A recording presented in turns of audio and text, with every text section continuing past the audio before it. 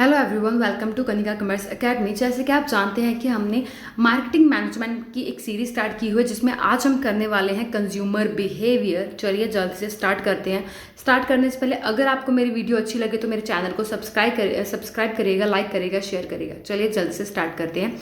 Consumer behaviour is a study of how individual customer, group और organisation select buy and use dispose ideas, goods and services to satisfy their needs and wants।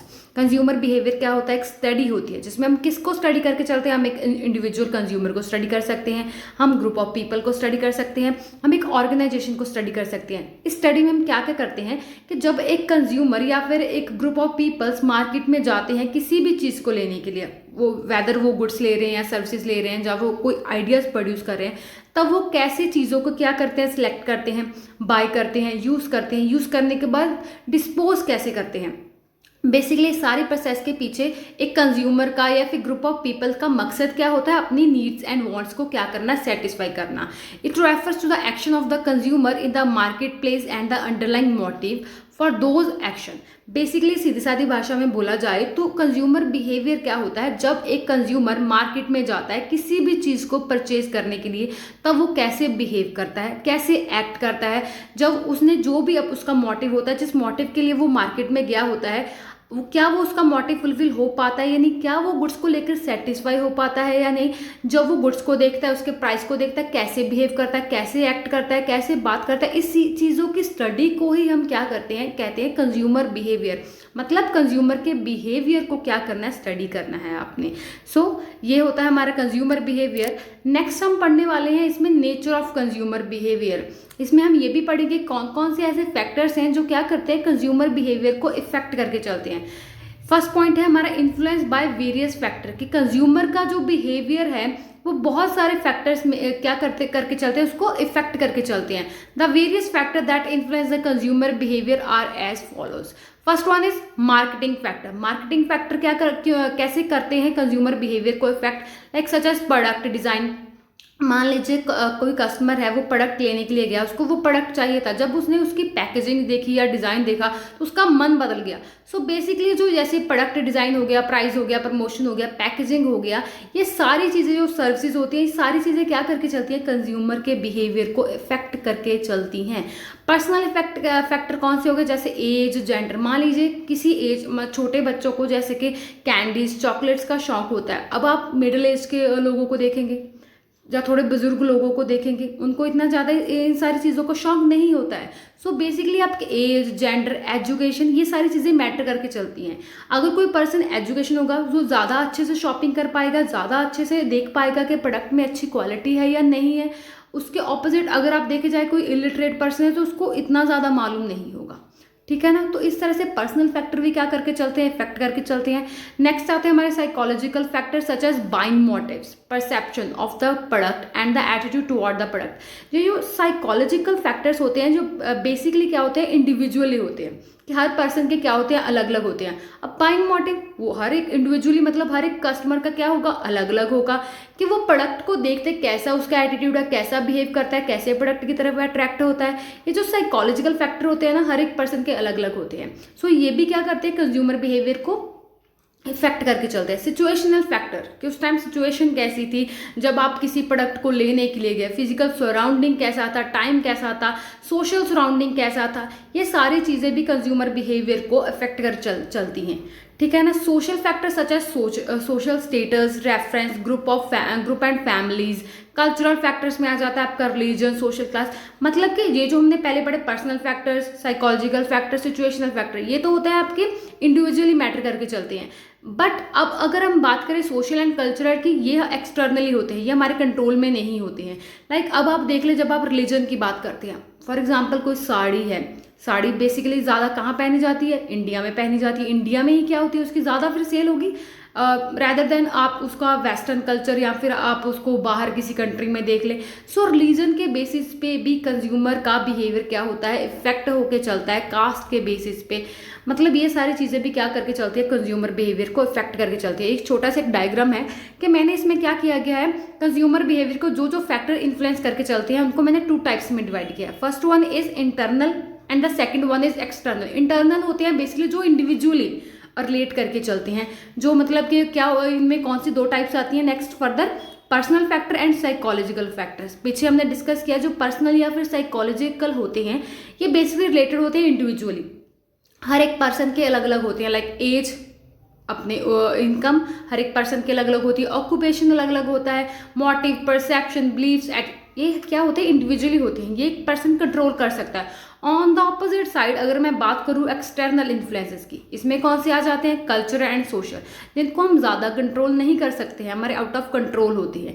ठीक है, इसमें आप क्या आ जाता है, आपका फैमिली आ जाता है, रेफरेंस ग्रुप आ जाते हैं, मतलब कि कभी कभी आप सोच रहे होते हैं कोई चीज़ आपको पसंद नहीं होती है, अगर मैं सोशल फैक्टर्स में बात करूँ, कोई चीज़ कोई प्रोडक्ट आपको पसंद नहीं, बट हाँ अगर आपकी फैमिली में कोई उसको यूज़ कर रहा है तो आप कह रहे हैं, वो आपको बताता है कि ये प्रोडक्ट अच्छा है, तो आप भी क्या करने लग जाते हो, उस प्रोडक्ट को यूज़ करने लग जाते हैं। इस तरह से आपकी फैमिली या फिर ग्रुप ऑफ पीपल ने आपके बाइंग बिहेवियर को इफेक्ट किया ना, सो इस तरह से ये क्या होते हैं, आपके एक्सटर्नल इन्फ्लुएंसेस होते हैं।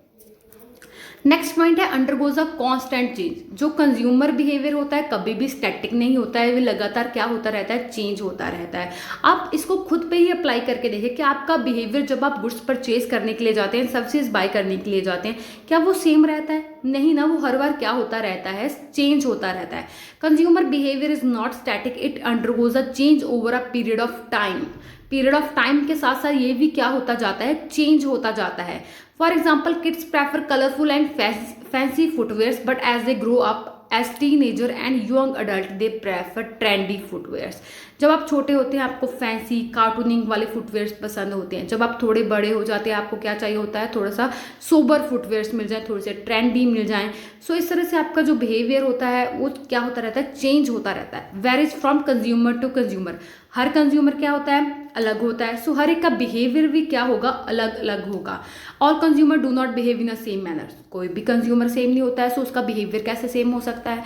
Different consumer behave differently, same बार बार वही बात रिपीट हो रही है कि हर कंज्यूमर अलग तरीके से बिहेव करके चलता है। The difference in consumer behaviour are due to individual factor. ऐसा क्यों होता है कि वो अलग अलग तरीके से बिहेव करते हैं हर कंज्यूमर, क्योंकि हमने पीछे पढ़ा था पर्सनल एंड साइकोलॉजिकल फैक्टर्स की वजह से। अगर मान लीजिए किसी की इनकम सिर्फ और सिर्फ 5,000 है तो उसके बेसिस पे वो बाय करेगा। अगर किसी की इनकम 5 लाख है तो वो उसी के तरीके से बाय करेगा। इस तरह से जो ये पर्सनल फैक्टर्स होते हैं वो आपके बाइंग बिहेवियर को इफेक्ट करके चलते हैं। इस तरह से जो आपका जो बिहेवियर है वो कंज्यूमर टू कंज्यूमर क्या होता रहता है, चेंज होता रहता है। नेक्स्ट पॉइंट है हमारा varies from region to region and country to country, जैसे हमने साड़ी वाली एग्जांपल ली थी। The consumer behaviour varies across state, regions and countries. For example the behaviour of the urban consumer is different from the rural consumer. Same as year जो ये हमारा consumer behaviour है एक रीजन से दूसरे रीजन में कुछ अलग होगा किसी कस्टमर का, कंट्री टू कंट्री वेरी करता जाएगा। इसी एग्जांपल में क्या बताया गया कि अगर कोई कस्टमर रूरल एरिया का है तो उसकी प्रेफरेंसेस, उसका बिहेवियर अलग होगा किसके मुताबिक, अर्बन कंज्यूमर या अर्बन कंज्यूमर के बिहेवियर के मुताबिक। सो इस तरह से ऐसे भी आपका बिहेवियर चेंज होता है। Information on consumer behaviour is important to marketer. अब ये जो हम स्टडी कर रहे हैं कंज्यूमर बिहेवियर की, इतना सारा डाटा कलेक्ट कर रहे हैं कि कंज्यूमर रिएक्ट कैसे करता है, ये इन्फॉर्मेशन किसको हेल्प करता है, मार्केटर को हेल्प करता है। किन किन चीज़ों में हेल्प करता है वो हम देखेंगे। Marketer need to have a good knowledge of the consumer behaviour. Marketer को बहुत अच्छे तरीके से नॉलेज होनी चाहिए उसका कस्टमर चाहता क्या है। They need to study the various factors that influence the consumer behaviour on their target customers. जो उसके टारगेट कस्टमर होते हैं, जो हमने पढ़ा था ना लास्ट हमारी जो वीडियो थी STP, segmented targeting and positioning, आप उसमें भी जाकर देख सकते हैं हमारे टारगेट कस्टमर क्या होते हैं। मैं उसका वीडियो का लिंक आपको डिस्क्रिप्शन बॉक्स में दे दूंगी। वो स्पेशली उसको जानना पड़ता है कि मार्केटर को कि जो उसके टारगेट कस्टमर है वो किन किन चीज़ों से इन्फ्लुएंस होकर चल सकते हैं, वो कैसे बिहेव करते हैं, उनको कैसा मतलब कि उन प्रेफरेंसेज हैं। The knowledge of the consumer behaviour enable them to take appropriate marketing decision. अब जो मार्केटर है वो ये सारी इन्फॉर्मेशन क्यों कलेक्ट कर रहा है, ताकि वो अच्छे से डिसीजन ले पाए। किस चीज़ के रिगार्डिंग डिसीजन ले पाए कि उसने प्रोडक्ट का डिज़ाइन कैसे रखना है। क्योंकि हम जो प्रोडक्ट बना रहे हैं, ये सारी चीज़ें बना रहे हैं, किसके लिए बना रहे हैं, कंज्यूमर के लिए बना रहे हैं। तो ऑब्वियसली हमने हर चीज़ किसको दिमाग में नज़र रख कर लेनी है, कंज्यूमर को दिमाग में रख के लेनी है। सो हमारे जो प्रोडक्ट के डिज़ाइन है कंज्यूमर के मुताबिक होना चाहिए। प्राइसिंग के प्राइस का नाम सुनते ही, प्राइस सुनते ही किसी चीज़ का कंज्यूमर कैसे बिहेव कर रहा है तो उसकी चीज़ के लिए भी इंफॉर्मेशन काफ़ी हेल्पफुल होगी। प्रमोट कैसे करना है अपने प्रोडक्ट को ताकि जो हमारा कंज्यूमर है वो अट्रैक्ट हो गुड्स की तरफ। पैकेजिंग कैसे रखनी है, अट्रैक्टिंग पोजीशनिंग क्या होगी, कैसे डिस्ट्रीब्यूट करना है, ये सारी चीज़ों की इंफॉर्मेशन मतलब कि मार्केटर को चाहिए होती है ताकि वो ये सारे डिसीजन अच्छे से ले पाए और कस्टमर को की नीड्स को सेटिस्फाई कर पाए। Leads to purchase decision, a positive customer behaviour leads to a purchase decision. Customer का बिहेवियर पॉजिटिव होगा, अगर उसको गुड्स अच्छी लगेगी तभी जाकर वो क्या कर पाएगा, डिसीजन ले पाएगा किसी भी गुड्स को परचेज करने की। A consumer may take the decision of buying a product on the basis of different buying motives. अब कंज्यूमर डिसाइड कर रहा है कि उसने ये गुड्स को बाय करना है, उसके पीछे उसके अलग अलग मोटिव्स हो सकते हैं, वो इंडिविजुअली वेरी करके चलते हैं। The purchase decision leads to higher demand and the sale of the marketer increase. जैसे कि ये सारी चीज़ों की अगर वो मार्केटर क्या होगा, जो हमने पीछे फैक्टर पढ़े उनकी इंफॉर्मेशन कलेक्ट करेगा, अच्छे से डिसीजन लेगा, कस्टमर को हैप्पी कर पाएगा। कस्टमर उस गुड्स को लेने के लिए तैयार हो जाएगा तो क्या होगा, गुड्स की डिमांड और बढ़ जाएगी और मार्केटर की सेल क्या हो जाएगी, इंक्रीज हो जाएगी। Therefore marketer need to influence the customer behaviour. तो इसके लिए मार्केटर को अच्छे से आना चाहिए कि वो कस्टमर के बिहेवियर को कैसे इन्फ्लुएंस करके चल सके। Vary from the product to product. अगर अब क्या होता है, कस्टमर का जो बिहेवियर होता है वो प्रोडक्ट टू प्रोडक्ट क्या करके चलता है, वेरी करके चलता है। जरूर नहीं आप जैसा एक प्रोडक्ट को देखकर महसूस कर रहे हो सेम वैसे आप दूसरे प्रोडक्ट को भी देख के महसूस कर पाए। Okay, there are some consumer who may buy more quantity of certain items and very low or no quantity of other item। अब कुछ प्रोडक्ट ऐसे होंगे आप उसकी ज़्यादा क्वांटिटी लेना चाहेंगे और दूसरे पर्सन या तो उसको लेंगे नहीं या तो फिर बहुत थोड़ी क्वांटिटी में लेना चाहेंगे। इस तरह से कस्टमर का बिहेवियर वेरी होता रहता है product to product. Next point है हमारा इम्प्रूव स्टैंडर्ड ऑफ लिविंग। अब आपके जो बाइंग डिसीजन होते हैं, बिहेवियर होता है, इससे आपका जो स्टैंडर्ड ऑफ लिविंग होता है, कस्टमर का जो स्टैंडर्ड ऑफ लिविंग होता है वो भी क्या होता है, इंक्रीज होता है। The more a person buy the goods and the services the higher the standard of living. क्या माना जाता है सोसाइटी में कि ज़्यादा अगर कोई पर्सन हैगा महंगी चीज़ें खरीद रहा है, ज़्यादा डिमांड कर रहा है तो उसका स्टैंडर्ड ऑफ लिविंग क्या होगा, अच्छा होगा। But if a person spend the less on the goods and services despite having a good income they deprive themselves a high standard of living. But इसके मुताबिक क्या देखा जाता है कि अगर कोई पर्सन कम गुड्स एंड सर्विसेज के ऊपर स्पेंड कर रहा है despite having a good income, उसके पास गुड इनकम भी है बट वो मतलब कि क्या कर रहा है, इतना ज़्यादा फालतू खर्चा नहीं कर रहा है, दैम सेल्फ उसको क्या कहते हैं कि वो अपने लिए सेव करके चल रहा है, उसका स्टैंडर्ड ऑफ लिविंग हाई हो रहा है। Reflect status. The consumer behaviour is not only influenced by the status of the consumer but it also reflected. Consumer का जो बिहेवियर होता है उसके स्टेटस से रिफ्लेक्ट मतलब कि इन्फ्लुएंस तो होकर चलता है बट वो रिफ्लेक्ट भी करके चलता है। The consumer who own luxury car, watches and other item are considered belonging to a higher status. अब अगर कोई कंज्यूमर लग्जरी चीज़ें खरीद रहा है, महंगी चीज़ें खरीद रहा है, इससे क्या शो होता है कि वो हायर स्टेटस से बिलोंग करके चलता है। Okay, the luxury item also give a sense of pride to the owner. मतलब कि अगर उस ओनर को क्या लगेगा कि हाँ अगर वो महंगी चीज़ें खरीद रहा है तो उसको बहुत ही प्राइड वाली फीलिंग आगे चलेगी।